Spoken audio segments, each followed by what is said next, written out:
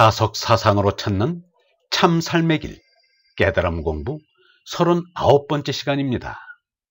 오늘은 얼로 계시는 하느님, 성령으로 계시는 하느님이라는 제목으로 말씀드리겠습니다. 예수가 한 말 가운데 가장 엄숙한 말이 있다면 이 말일 것입니다. 나는 분명히 말한다.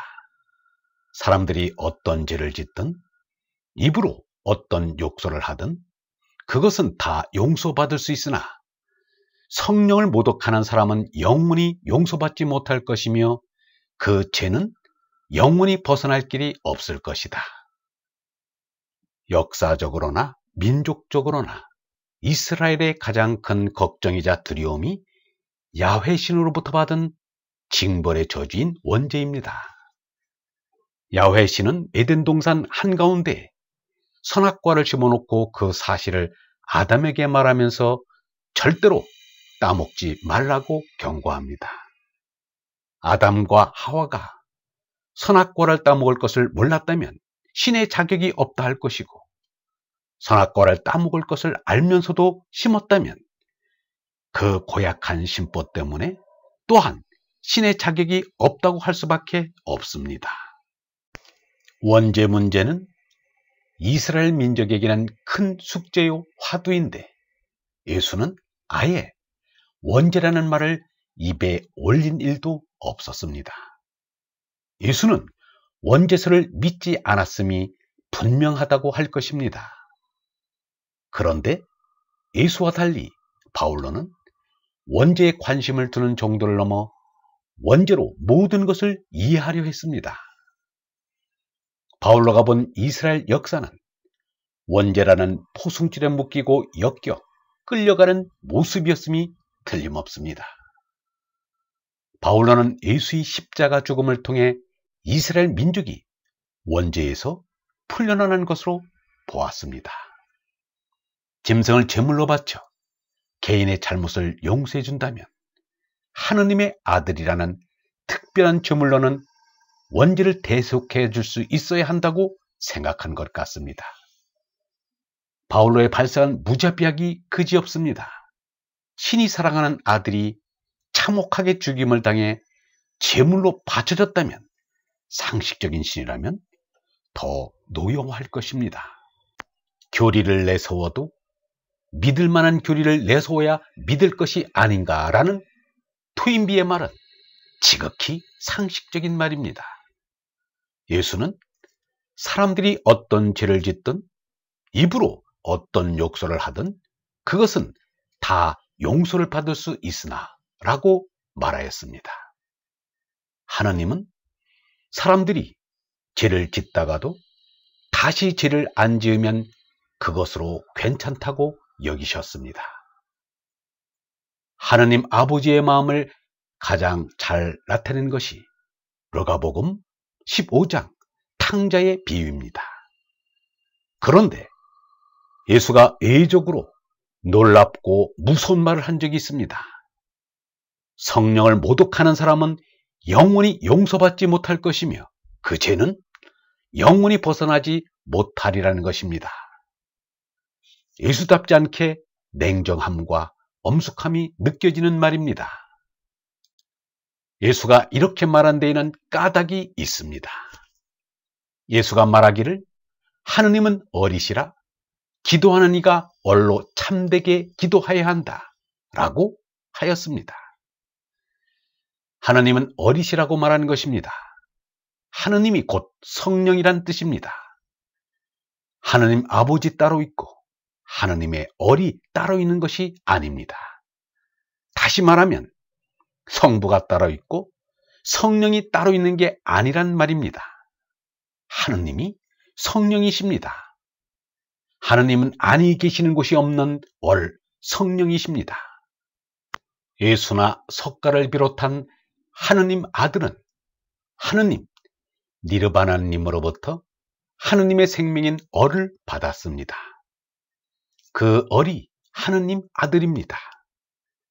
얼을 모독하는 것은, 성령을 모독하는 것은 얼의 존재를 부정하는 것이므로 하느님의 얼을 부정하면 하느님의 얼로 손날 수 없습니다. 이는 덧없는 손실이요 과오입니다. 그러므로 예수가 냉정하고 엄숙하게 말하지 않을 수 없었던 것입니다.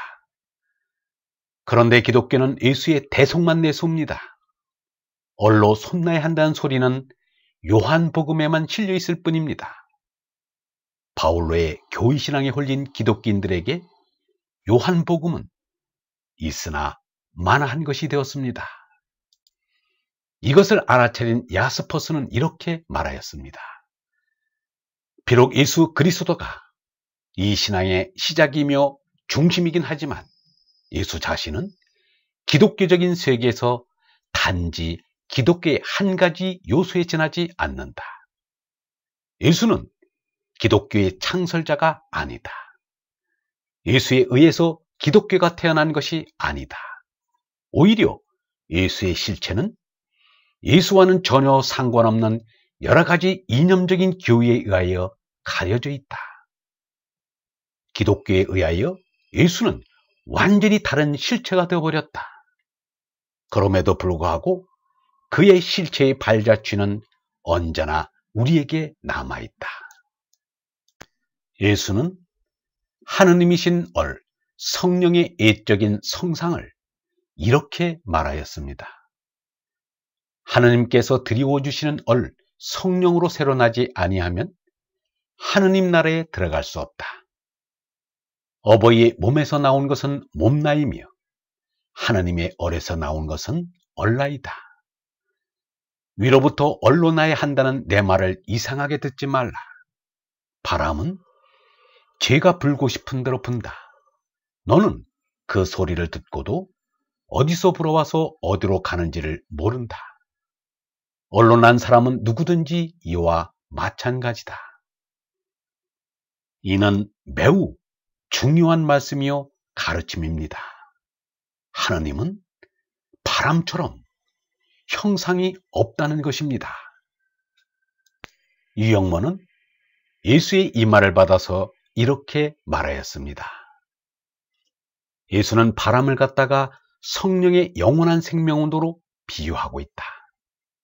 성령의 바람은 범신이다. 범신이야말로 진정한 생명운동이다. 무한대의 허공에 충만한 성령이 아버지 하느님이시다. 하나님은 있다 없다 하는 상대적 존재가 아니고 모든 상대적 존재를 포용한다. 하느님하고 나하고 무슨 관계가 있다. 삼독이든 몸이 아닌 얼루는 하느님과 하나이다. 이 얼라가 참으로 더 없는 나, 대적할 수 없는 나다. 배타적이 아닌 공통의 나다.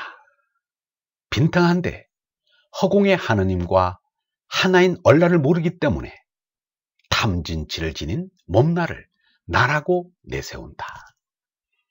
내가 얼라로는 하느님의 아들인 것을 알고 이것을 붙잡고 줄곧 위로 올라가면 내가 하늘로 가는지 하늘이 내게로 오는지 모르겠지만 하느님 나라는 가까워지고 있다.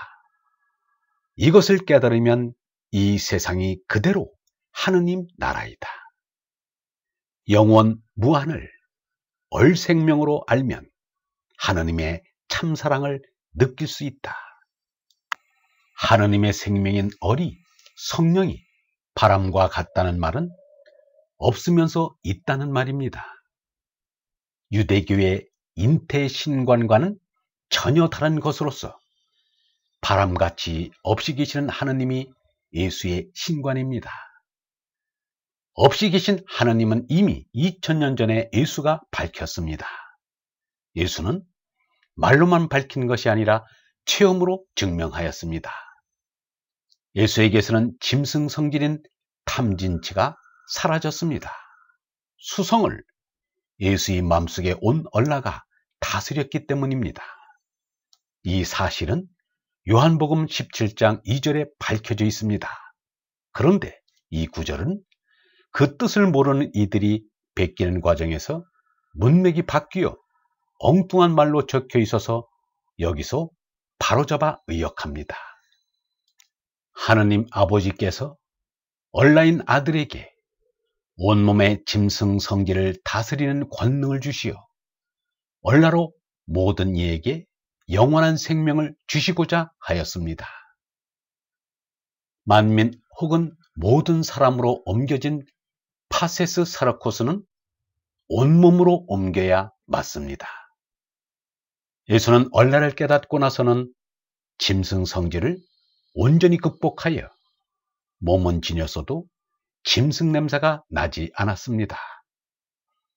무소유로 탐욕이 없고 무폭력으로 폭행도 없었고 무유격으로 음행도 없었습니다. 짐승인 제나가 온전히 죽어 얼라의 심부름꾼이 된 것입니다.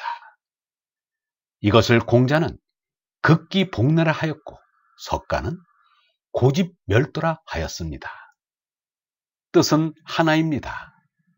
제나라 죽고 얼라로 솟나 하느님 아버지와 얼로 뚫린 것입니다. 얼번 여러분, 짐승인 제나가 죽기 전에는 하느님의 생명이 우리에게 오지 않는다는 것을 잊지 마시기 바랍니다. 영성신학원 다석아카데미의 하늘소리였습니다.